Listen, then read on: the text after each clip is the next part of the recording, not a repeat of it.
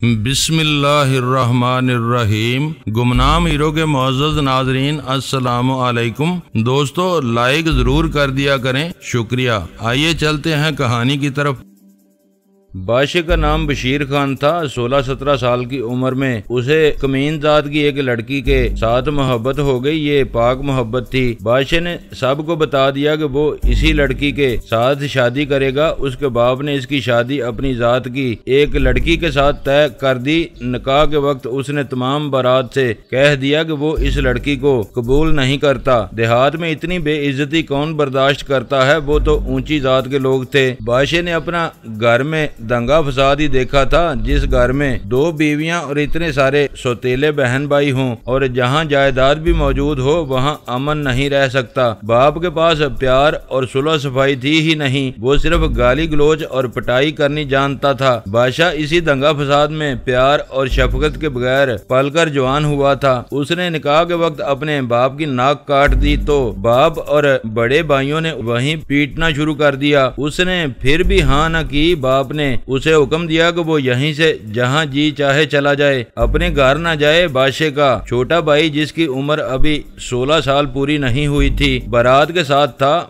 बाप ने उसे आगे कर दिया। लड़की का बाप मान गया। उसकी भी बेइज्जती हुई थी। बारात उसकी बेटी को साथ लिए बगैर जा रही थी। उसने अपनी बेटी का निकाह बादशाह के छोटे भाई से पढ़ा दिया। लड़की उस लड़के से 2 साल बड़ी थी। बादशाह वहां से चला गया और किसी दूसरे गांव में अपने एक दोस्त के घर जा ठहरा। वो रात के वक्त चोरी छुपे अपने गांव उस लड़की के घर गया जिसके साथ उसे मोहब्बत थी। लड़की के माँ बाप को वो खूब खिलाता पिलाता रहा था। उसने इन्हें बताया कि वो 2-3 दिनों तक रात को आएगा और लड़की को साथ ले जाएगा। लड़की के माँ बाप ने उसकी मिन्नतें की कि वो ऐसा न करे, वरना उसके बादशाह के भाई और बाप उनको बहुत बुरी सजा देंगे। लेकिन बादशाह ना माना। उसका इरादा ये था कि वो लड़की को कहीं दूर ले जाकर उसके साथ शादी कर लेगा। इस मकसद के लिए उसे पैसों की जरूरत थी। वो रात को लड़की के घर से वापस अपने दोस्त के गांव को जा रहा था। उसके हाथ में लाठी थी। नौजवानी की उम्र में ही उसका कद खुलकर ऊंचा हो गया और जिस्म कौवी और तवाना हो गया था। उसे 2 आदमी आते नजर आए। उसने अपना मुंह सर पगड़ी में लपेट कर दोनों को रोक लिया और कहा कि उनके पास जो कुछ है वो उसके हवाले कर दें। इनमें से एक के पास लाठी और दूसरे के पास कुल्हाड़ी थी। दोनों ने उसे मार गिराने के लिए उस पर हमला कर दिया। बादशाह जिस्मानी तौर पर ताकतवर और ज़हनी तौर पर लड़ाका था। उसने कुल्हाड़ी वाले को बेहोश कर दिया और लाठी वाले ने शिकस्त मान ली। दोनों की जेब से 215 रुपए रकम बरामद हुई। बादशाह ये रकम लेकर चलता बना। उस जमाने के 215 रुपए आज के 5000 के बराबर थे। उसे इतनी ही रकम दरकार थी, लेकिन उसे ये तरीका बड़ा अच्छा लगा। अगली रात वो फिर वीराने में से गुजरने वाले रास्ते पर जा खड़ा हुआ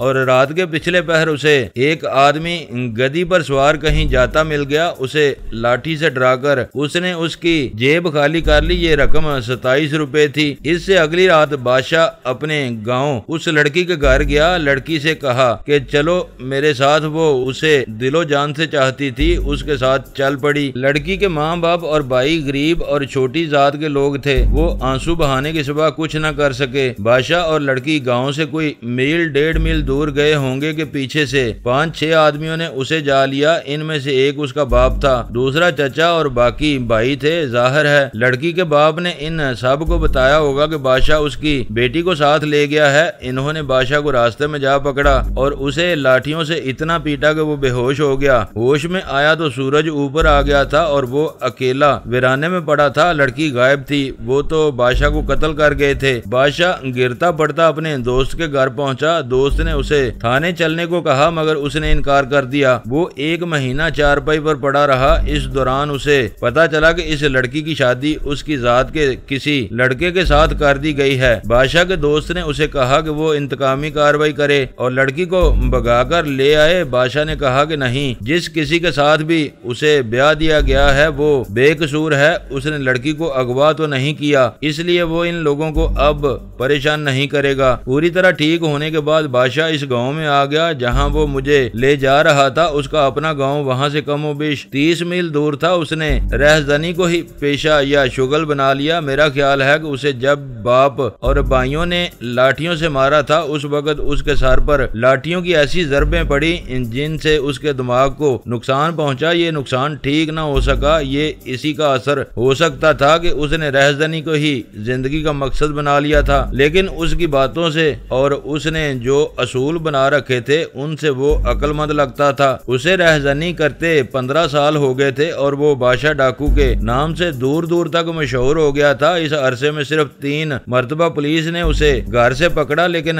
तीनों मरतबा उसकी शिकार उसे शिनाख्त न कर सके, इसलिए पुलिस ने उसे छोड़ दिया। मैं चूंकि अपनी कहानी सुना रहा हूँ इसलिए बादशाह की कहानी को यहीं खत्म करता हूँ। इंसानी फितरत को समझने वाले आलम बता सकते हैं कि बादशाह ने इस शुगल में ही क्यों तस्कीन पाई थी। मेरी राय ये है कि वो बड़ा अच्छा और एतबार के काबिल दोस्त था और अच्छे बुरे को पहचानता था। मैंने वो दिन उसके घर गुजारा। मैं बेफिक्र होकर 3-4 घंटे सोया रहा। उसने मुझे धोखा न दिया। अगर वो इतना ओछा होता तो ऐसा इंतजाम कर सकता था कि मुझे पुलिस आकर जगाती और फांसी के तख्ते तक पहुंचा देती। मेरी आंख खुली तो उसने मुझसे पूछा कि मैं कब भगोड़ा हुआ था, क्यों भगोड़ा हुआ था और अब गांव में क्या करने आया हूं। मैंने उसे इतनी लंबी कहानी तो ना सुनाई जो आपको सुना चुका हूं। बंगाल और असम में डकैती और रहजनी की जो वारदातें की थी वो सुनाई और उसे सुनाया कि मैं अपने बाप के खून का बदला लेने के लिए पुलिस में भर्ती हुआ था, लेकिन वहां दूसरे चक्कर में पड़ गया और अब ये सुनकर आया हूं कि मेरे इलाके का थानेदार मेरे घर वालों को परेशान और खराब कर रहा है। मैं तुम्हारे इलाके के थानेदार को अच्छी तरह जानता हूं। बादशाह ने कहा, कैम्बलपुर के किसी गांव का रहने वाला है और बड़ा ही कमीना आदमी है। वो अपने इलाके का बादशाह बना हुआ है। मैं तुम्हारे बाप के कातिल को भी जानता हूँ, उसके सारे खानदान को जानता हूँ। इन लोगों ने पुलिस को अपने हाथ में ले रखा है, लेकिन इस थानेदार ने इस खानदान की 2 बड़ी खूबसूरत औरतों के साथ याराना गांठ रखा है। मैं कत्ल की नीयत से आया हूँ। मैंने उसे बताया मैं कोशिश करूंगा कि रात को अपना काम करके निकल जाऊं। मेरे पास आ जाना। बादशाह ने कहा, मैं तुम्हें यहाँ से निकाल दूंगा। ये अपने सीने पर लिख लो खानू, तुम कब तक छुपे रहोगे और कब तक भागते रहोगे। तुम्हें आखिर डाकू और रहजन बनना पड़ेगा। हम आने वाले वक्त की बातें करते रहे और सूरज गुरूब हो गया। बादशाह ने मुर्गी पकवाई थी। खाना खाकर मैंने चुगा पहना। इसकी अंदर वाली जेब में रिवाल्वर था। अंधेरा गहरा हो गया तो मैं चल पड़ा। वहाँ से मेरा गांव तकरीबन 4 मील दूर था। बादशाह ने मुझे रास्ता समझा दिया था। मैं जब गांव में दाखिल हुआ तो ऐसे लगता था जैसे गांव गैर आबाद हो। वहाँ गहरी नींद का गलबा था। मैंने अपने चचा के दरवाजे पर दस्तक दी। अंदर से आवाज आई, कौन हो भाई? मैंने फिर दस्तक दी और दरवाजा खुल गया। मोहम्मद खान हूँ चचा। मैंने कहा, खानू जल्दी अंदर आ जाओ, चचा ने कहा और मुझे दरवाजे के अंदर घसीट कर दरवाजा बंद कर दिया। आप उन बातों को सुनकर क्या करेंगे जो चचा ने मुझसे पूछी और जो मैंने उसे बताई। मेरे ऐसे जज्बात बिल्कुल बेदार न हुए कि मैं इस गांव में पैदा हुआ था और अब यहाँ चोरों की तरह आया था। मेरे दिमाग पर मौत सवार थी। मैंने चचा से पूछा कि मेरे घर के हालात कैसे हैं। चचा ने मुझे सारी बातें सुनानी शुरू कर दी। आपको मैंने शुरू में बताया था कि मेरा चचा मेरा ससुर भी था। उसकी बेटी यानी मेरी बीवी अब उसके घर नहीं बल्कि मेरी माँ के पास थी। मेरा घर चचा के घर से 3 घर आगे था। अब जब मैं बदले हुए हुलिये में चचा के घर में बैठा था तो मेरी चची और घर के दूसरे अफराद भी मेरे पास आ बैठे थे। चचा ने इन्हें कहा था कि सब अपनी अपनी चारपाई पर चले जाएं वरना पड़ोसियों को शक हो जाएगा। चचा ने मुझे वही बातें बताई जो असम के जंगल में अक्कू मुझे बता चुका था। थानेदार उन सब को परेशान करता था और मेरी बीवी को वो अपने हाँ बुलाता रहता था। खानू, चचा ने रोते हुए कहा, हम तुम्हें गालियां देते रहते हैं कि तुमने हमें इस मुसीबत में डाला और इतना जलील कर दिया है कि हमारी इज्जत भी खत्म हो चुकी है। हम तो इस गांव से भाग जाने की सोच रहे हैं। चचा, मैंने कहा, अपनी बेटी को मेरे घर से इस तरह बुलाओ कि मेरी माँ को पता न चले और वो बच्चे को साथ न लाए। अगर मेरी माँ और मेरा बच्चा आ गया तो मैं बुज़दिल हो जाऊंगा, मैं फंस जाऊंगा। मेरी बीवी आ गई। उसने बड़े अच्छे कपड़े पहन रखे थे और उसके चेहरे पर कुछ और ही रौनक थी। वो ऐसे आदमी की बीवी लगती ही नहीं थी जो भगोड़ा था और जिसकी तरफ से उसे एक पैसा भी नहीं मिलता था। इस बीवी का चेहरा गम और खौफ से मुरझाया हुआ होना चाहिए था। मैंने उसके बाप के सामने पूछा कि ये कहां तक सच है कि वो अपनी मर्जी से थानेदार के घर जाती है और मेरे बाप के कातिल की बैठक में भी उसका आना जाना है। मजबूरी है, उसने आ भरकर कहा। तुम कुछ खाकर मर क्यों न गई? मैंने कहा। अपने बच्चे की खातिर मैं जिंदा रही, उसने जवाब दिया। उसके बाप ने उसे गाली देकर कहा, ये है तो मेरी बेटी, लेकिन इसने मेरी दाढ़ी गोबर में रोल दी है। मैं इसे रोकता हूँ तो ऐसे जवाब देती है कि पहले मेरी सुन लो, फिर जो सजा दोगे कबूल कर लूंगी। उसने कहा, तुम्हारे भगोड़ा होने की इतला आई तो थानेदार ने आकर तुम्हारे और हमारे घर की तलाशी ली। उसने हम सबको नंगी गालियां दी, फिर उसने हमें थाने बुलाना शुरू कर दिया। वो कहता था कि खानू को हाजिर करो। तुम्हारी माँ को उसने थाने बुला बुलाकर जलील किया। मेरे इस बाप को उसने बड़े गांव में गालियां दी, मुझे बच्चे से अलग रखा। मैंने उसके पांव पकड़े कि वो तुम्हारी माँ और मेरे बाप की बेइज्जती ना किया करे और मुझे ये ना कहा करे कि मैं बच्चे को थाने ना लाया करूं। उसने अपनी शर्त बताई। मैंने बहुत सोचा, आखिर तुम्हारी माँ और अपने बाप की खातिर मैंने ये शर्त कबूल कर ली। मैंने अपने आप से कहा कि मेरे खामन में गैरत होती तो भगोड़ा होकर सबसे पहले हमें या मुझे कहीं इधर उधर कर देता। अगर तुम मर गए होते तो तुम्हारी इज्जत को सीने से लगाए रखती या दूसरी शादी करके इज्जत से रहती। मैंने सोचा कि तुम्हें इज्जत आबरू का ख्याल नहीं तो मैं औरत जात थानेदारों की गाली गलौज से किस तरह बच सकती हूँ? इसमें सिर्फ तुम्हारा कसूर है। मैं मजबूर थी और मेरे बाप के कातिल के पास क्यों जाती हो? मेरे बाप से पूछो। उसने जवाब दिया, इस शख्स ने हमारा जीना हराम कर दिया था। उसने बड़ी दिलेरी से मुझे सही बात बता दी और फिर उसने मुझे बेगैरत साबित कर दिया। मुझे अब सोच समझकर कदम उठाना था। मैंने बीवी से कहा कि वो चली जाए और मेरी माँ को पता न चलने दे कि मैं आया हूँ। मैंने उसे ये भी कहा कि मैं उसे किसी भी वक्त अपने साथ ले जाऊंगा। पहले चचा ने और अब बीवी ने मुझे ऐसी बातें सुना डाली थी जिन्होंने मेरा दिमाग बेकार कर दिया। मेरे जहन में सिर्फ ये इरादा बड़ा साफ और पुख्ता था कि मैं थानेदार को और अपने बाप के कातिल को कत्ल करूंगा और अपनी बीवी और बच्चे के मुताल्लिक मैंने सोचा कि इन्हें बादशाह के घर छुपा दूंगा। लेकिन ये सब मेरे ख्याल थे, हालात पर और आने वाले वक्त पर मेरा कोई इख्तियार नहीं था। मैं अब असम के जंगलों में नहीं था। मुझे सोचना था कि चचा के घर में पकड़े जाने का कोई खतरा नहीं था। मेरी बीवी चली गई तो मैंने अपना चचा को बताया कि मैं किस इरादे से आया हूँ। हम दोनों इस मसले पर बातें करते रहे। चचा ने कहा कि मैं कोठड़ी में सो जाऊं, दिन के वक्त बैठकर सोचेंगे। मैंने कोठड़ी में जाकर चुगा उतारा और सो गया। मुझे चची ने जगाया। बाहर अभी अंधेरा था। चची सख्त घबराई हुई थी। खानू खानू, उसने हकलाती हुई आवाज में कहा, जल्दी उठ, डंगरों वाले अंदर चला जा, भूसे वाली कोठड़ी में घुस जाना, थानेदार आया है। तेरा चचा दरवाजे में उसके पास खड़ा है, उठ जल्दी कर, वो अंदर आ जाएगा। मैंने कमरे के दरवाजे के साथ खड़े होकर सुना। थानेदार मेरे चचा को नंगी गालियां दे रहा था और मेरा चचा उसे कह रहा था कि खानू यहाँ नहीं आया। मैं चचा की बेइज्जती बर्दाश्त नहीं कर सकता था। मैं डंगरों वाले कोठे में जाने की बजाय बड़े दरवाजे की तरफ चला गया। मेरे मुंह पर टार्च की रोशनी पड़ी। मैं चचा और थानेदार के दरमियान खड़ा हो गया। ये कौन है? थानेदार ने मेरे चचा से पूछा। मैं हूँ मोहम्मद खान। मैंने कहा। खानू, और तुम कौन हो? ये बड़े थानेदार साहब हैं खानू, मेरे चचा ने मुझे बताया। थानेदार वर्दी में नहीं था, उसके पीछे उसका घोड़ा खड़ा था। थानेदार ने बोस्की की चादर बांध रखी थी और उसका कुर्ता भी बोस्की का था। वो सर से नंगा था। उसके कंधे से रिवाल्वर और गोलियों की बेल्ट लटक रही थी। मेरे चचा को दूसरी गाली ना देना, मैंने थानेदार से कहा। इसे मैंने आकर जान से मार देने की धमकी दी थी कि किसी को पता न चलने दे कि मैं यहाँ हूँ। इस घर के सब लोग बेकसूर हैं, इन गरीबों को न सताओ, मेरे साथ आराम से थाने चले चलो। थानेदार ने कहा, गड़बड़ करोगे तो तुम्हारे इस चचा के सारे खानदान को, औरतों को भी नंगा करके थाने ले जाऊंगा। मुझे अपनी गलती का एहसास हुआ। मैं चचा की बेइज्जती होते देखकर जल्दी से बाहर आ गया था। चोगा अंदर ही रह गया था, रिवाल्वर चोगे की जेब में था। मैं हैरान था कि थानेदार अकेला क्यों आया है। क्या उसे अपनी थानेदारी के रोब दाब पर इतना ज्यादा भरोसा था? मेरे पास अब भी यही एक तरीका रह गया था कि इसे कोई धोखा दूं। इन गरीबों की इज्जत को बचाने के लिए मैं तुम्हारे साथ चलता हूँ। मैंने थानेदार से कहा, अपने कांस्टेबल को बुलाओ, मुझे हथकड़ी लगा ले। नहीं खानू, थानेदार ने कहा, तुम एएसआई रह चुके हो, मैं तुम्हें हथकड़ी नहीं लगाऊंगा। मेरा ख्याल है उसे अपनी इस गलती का एहसास हो गया था कि वो न एक दो कांस्टेबलों को साथ लाया है, न उसके पास हथकड़ी थी। शायद यही वजह थी कि उसका रवैया बिल्कुल नरम हो गया था। उसने मुझे मुझे दोस्ताना लहजे में कहा कि मोहम्मद खान, क्यों मारे मारे फिरते हो? तुम मेरे महकमे के अफसर हो। पहले तो मैं तुम्हें अपने घर ले जाऊंगा, तुम्हें बचाने की कोई तरकीब सोचूंगा। उसने आगे होकर मुझे बाजू से पकड़ा और बोला, आओ चलें। फिर धीमी आवाज में पूछा, पास कोई छुरा चाकू या कोई हथियार है? जामा तलाशी ले लो ना। मैंने कहा, गिरफ्तारी का दस्तूर पूरा कर लो। उसने मेरे कपड़ों पर ऊपर से नीचे तक हाथ फेरे और कहने लगा कि तुम ना कहते तो मैं तलाशी ना लेता, आओ चलें। उसने घोड़े की लगाम पकड़ी और मेरे साथ चल पड़ा। अब मैंने उसके साथ इज्जत और एहतराम से बातें करनी शुरू कर दी। वो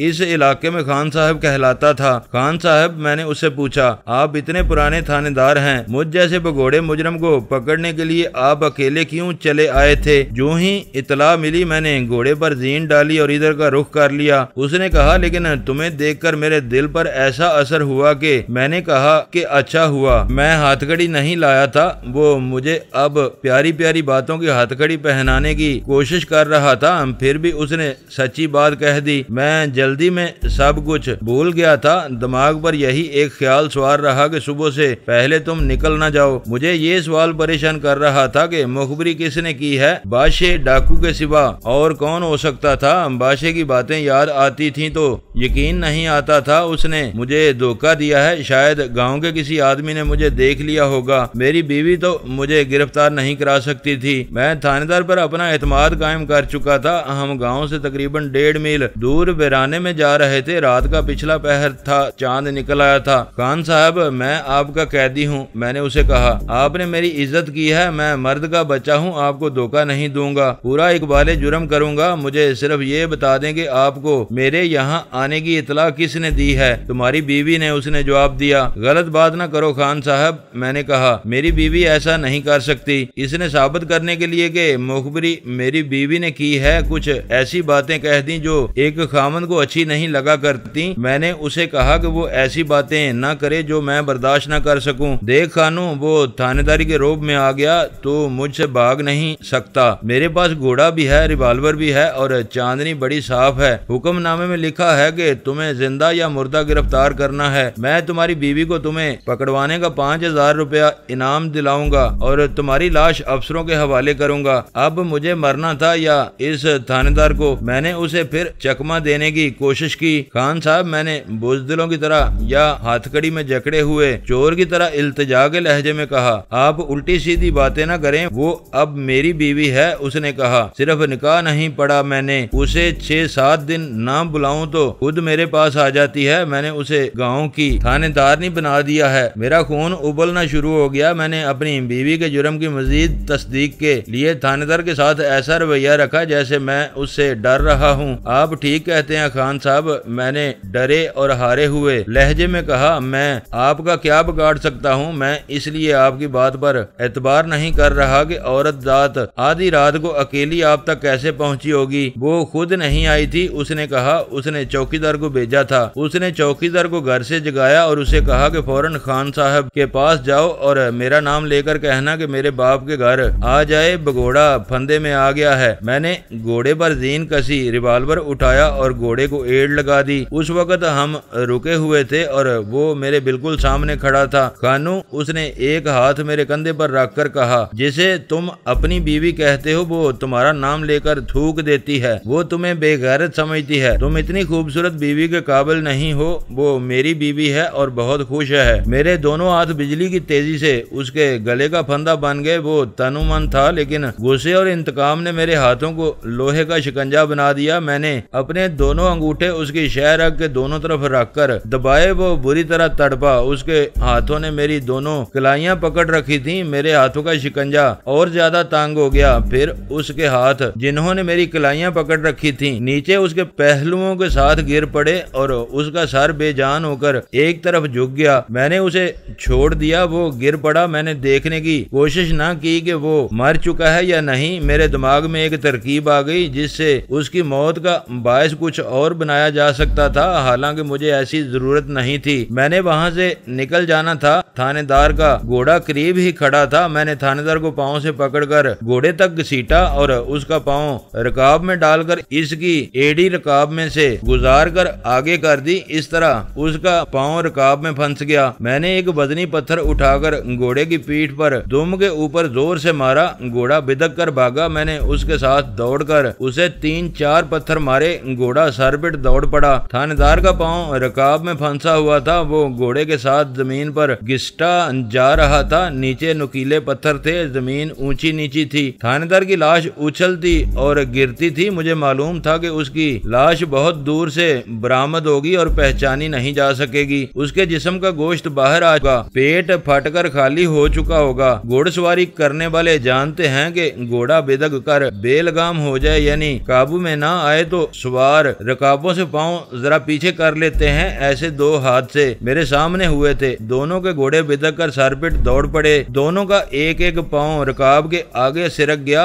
दोनों घोड़े से गिर पड़े और घोड़ों ने इन्हें घसीट कर ये हाल कर दिया कि लाशों से आधा आधा गोश्त गायब था। मैं वापस गांव को चल पड़ा। शहर अभी तारीख थी जब मैं चचा के घर में दाखिल हुआ। चचा चची मुझे देखकर हैरान रह गए। मैंने चची को वहां से उठा दिया और चचा को बताया कि मैं थानेदार को कत्ल कर आया हूँ। उसे ये भी बताया कि उसका पांव रकाब में फंसाकर घोड़े को भगा दिया है। मुखबरी किसने की होगी? चचा ने पूछा। तुम्हारी बेटी ने, मैंने जवाब दिया। थानेदार ने मुझे सब कुछ बता दिया है। तुम्हारी बेटी ने चौकीदार को थानेदार के पास भेजा था। मैंने उसे वो सारी बातें सुनाई जो थानेदार ने मुझे सुनाई थी। मेरा चचा गरीब था, बेगैरत नहीं था। उसके आंसू निकल आए। कानू बेटा, उसने कहा, मेरी बेटी की खराबी में तुम्हारा कसूर जरूर, लेकिन मेरी बेटी ने अपनी इज्जत खुद बर्बाद की है। मैंने पहले तुम्हें ऐसी बातें नहीं बताई थी, अब बताता हूँ। इसे मेरे भाई के कातल के साथ याराना लगाने की क्या जरूरत थी? मैंने इसे एक रोज मारा पीटा तो इसने मुझे उस आदमी से पिटवा दिया। थानेदार ने ठीक कहा है कि वो उसे ना बुलाए तो ये खुद उसके पास चली जाती है। अब तो ये लड़की मुझ पर भी रोब जमाती है। अगर तुम मुझे इजाजत दो तो तुम्हें हर तरह इजाजत है। चचा ने मेरी बात काट कर कहा, इसे दुनिया के तख्ते से उठाना चाहते हो तो भी इजाजत है। तुमने यहाँ से भागना ही है। जहाँ एक कत्ल किया है वहाँ इसे भी ठिकाने लगा दो। मैं अपनी माँ और बच्चे को नहीं देखूंगा। मैंने कहा, तुम अपनी बेटी को मेरे घर से बुला लाओ। ये याद रखना चचा, मेरी माँ और मेरा बच्चा तुम्हारे हवाले हैं। सीने के साथ लगाकर रखूंगा। चचा ने कहा, इनका गम न करो। सुबह तलू हो रही थी। मेरी बीवी मेरे सामने बैठी थी। दोस्तों, वीडियो को लाइक जरूर कर दिया करें। ISI पाक आर्मी जिंदाबाद, पाकिस्तान पाइंदाबाद। मुअज़्ज़ज़ नाज़रीन, अपना ख्याल रखिएगा और अपने इस चैनल का भी शुक्रिया।